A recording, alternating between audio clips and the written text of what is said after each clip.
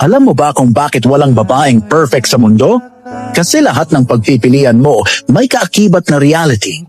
Kapag pinili mo ang working woman, tanggapin mo na hindi niya mababantayan ang bahay ng full-time.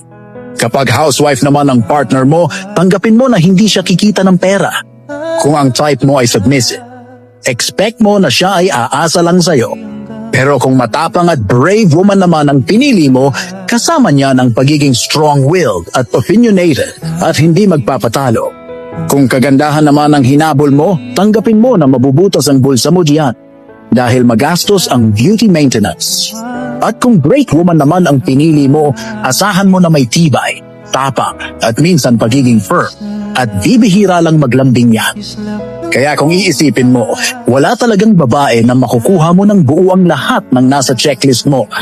Because at the end of the day, perfection doesn't exist. Only uniqueness. At dito, papasok yung totoong love.